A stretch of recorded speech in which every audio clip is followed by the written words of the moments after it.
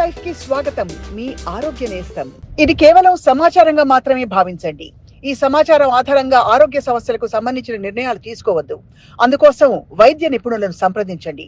So intimate hygiene and urinary infections తొందరగా మాట్లాడరు. మహిళకి యూరినరీ ఇన్ఫెక్షన్ వచ్చిందంటేనే చెప్పుకోవడానికి కూడా సిగ్గుపడే ఒకలాంటి కల్చర్లో మనం ఉంటామండి. So what is the reason that women are more prone to infections అని urinary infections? First urinary tract అంటే ఆ ఇన్ఫెక్షన్స్, యూరిన్ ఇన్ఫెక్షన్స్ అనేది ఫీమేల్స్కి ఎప్పుడు చాలా కామన్. దానికి కొన్ని రీజన్స్ చెప్పాలి అని అంటే, మనకి అసలు ఆ యూరిత్ర అంటే పాస్ చేసే ట్రాక్ ఉంటుంది చూసారా అండి, అది చాలా చిన్నగా ఉంటుంది. It's only 4 centimeters. Right. So and at the same time అక్కడ వెజనల్ కానీ ఇట్ ఇస్ లైక్ ఆ ఏరియా మన వెజైనాకి మోషన్ పాస్ చేసే ఏరియాకి it is very near. So దగ్గరగా ఉంటుంది. అండ్ కొన్ని ఎలా అంటే ఇన్ కేస్ మీరు అన్నట్టుగా మన సోషల్ ఇది ఎంబారిజం, బయటికి వెళ్ళినప్పుడు మనం వాష్రూమ్కి వెళ్ళాల్సి వస్తుందని వాటర్ కూడా తాగం. Correct. So this is a very common thing. So బయటకు వెళ్తున్నాం అంటే వాటర్ తాగకుండా ఉంటాం. అసలు యూరినరీ ట్రాక్ట్లో నార్మల్గానే బ్యాక్టీరియా ఉంటుందండి. సో ఆ బ్యాక్టీరియాని వాష్ చేయడానికి ఫస్ట్ మనం సఫిషియెంట్గా వాటర్ తీసుకోవాలి. సో ఆల్కలైన్గా పెట్టుకోవాలి, అంటే ఎప్పుడు యాసిడ్స్ ఎక్కువ తీసుకోకుండా. ఇప్పుడు ఒక చిన్న అపోహ ఉంటుంది మనకి, యూరిన్ కొంచెం మంట రాగానే వెంటనే మన పెద్దవాళ్ళు నిమ్మకాయ రసం ఇచ్చేస్తారు. సో నిమ్మకాయ రసం ఇవ్వటం వల్ల చలవ అయిపోతుంది, నీకు వేడి చేసింది అని చెప్పేసి ఇచ్చేస్తా ఉంటారు. చక్కెర నీళ్ళు కూడా ఇస్తారు. ఎస్, యాక్చువల్లీ చెప్పాలంటే మీకు చక్కెర నీళ్ళు మంచియండి, ఇంకా ఆల్కలైన్ అవుతుంది, కానీ సిట్రస్ యాడ్ చేయకూడదు, యాసిడిక్ అయిపోతుంది. సో ఆల్రెడీ ఆ ఏరియా మనకి యాసిడిక్ ఉంచకూడదు. ఇప్పుడు రీసెంట్ గా మనకి ఆ పెరినియల్ వాషెస్ అనేవి వచ్చినాయి. పిహెచ్ మీద చాలా కాన్సన్ట్రేషన్ పెరిగింది. సో ఈ పిహెచ్ కాన్సన్ట్రేషన్స్ వల్ల ఏమవుతుందంటే ఒక చిన్న అపోహ, అంటే మనకి పాత రోజుల్లో లాగా ఆ నిమ్మకాయ రసం, బత్తాయి రసం వెంటనే తీసేసుకోండి చలవ అయిపోతుంది అని అంటారు. బట్ యూజువల్లీ యాసిడిక్ మీడియా ఎక్కువ పెట్టుకోవడం వల్ల కూడా యూరినరీ ట్రాక్ట్ ఇన్ఫెక్షన్స్ ఎక్కువగా వస్తాయి.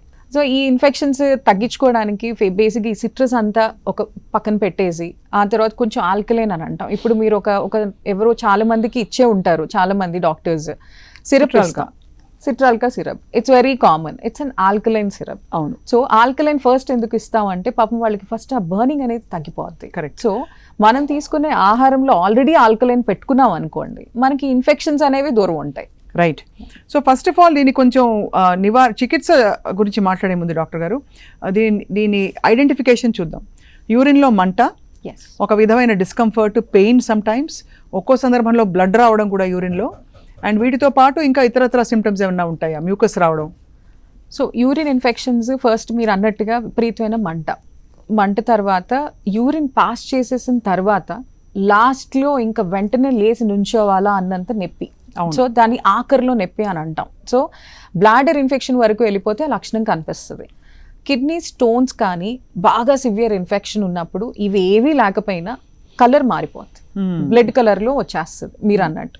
సో ఈ 3 లక్షణాలు కనిపించినప్పుడు, అంటే పెయిన్ వస్తే కూడా, అంటే ఇట్స్ లైక్ ఆ బ్లడ్ కనిపించి మనకి ఏమన్నా కడుపు నొప్పి ఇటు పక్కకి కానీ రేడియేటింగ్ పెయిన్స్ అని అంటాం. సో వెనక్కి కనుక వెన్నుపూస వరకు నొప్పి కనుక వెళ్తూ ఉంటే అవన్నీ కూడా అలార్మింగ్ సైన్స్ అండి. సో వెంటనే డాక్టర్ని రీచ్ అయ్యే ఇవి అంటే లక్షణాలు. వెంటనే టెస్ట్కి వెళ్ళటం ఫస్ట్. అంటే నెక్స్ట్ ఇలాంటి కంప్లైంట్స్ ఎప్పుడైనా కనిపించినప్పుడు ఫస్ట్ ఎక్కడో చోట, ఇప్పుడు మామూలుగా మన ఫ్రెండ్సే ఉంటారు, నాకు ఇలా వచ్చేస్తుంది వెంటనే టాబ్లెట్ ఇచ్చేయని అంటారు. నేను వాళ్ళకి ఒకటే చెప్తాను, ఫస్ట్ కల్చర్కి ఇవ్వండి, టాబ్లెట్ వాడేద్దాం, బట్ కల్చర్కి ఇవ్వండి అని అంటాం. బికాస్ మన బాడీలో మనం ఇందాక అనుకున్నట్టు చాలా ఆర్గనిజమ్స్ ఉంటాయి. సో ఈ ఆర్గనిజమ్స్లో ఏ ఆర్గనిజం వచ్చింది, ఆ ఆర్గనిజంకి ఏ యాంటీబయాటిక్ పనిచేస్తుంది అనేది కనుక యూస్ చేస్తే మన యాంటీబయాటిక్ యూసేజ్ కూడా బాడీలో తగ్గిపోతుంది.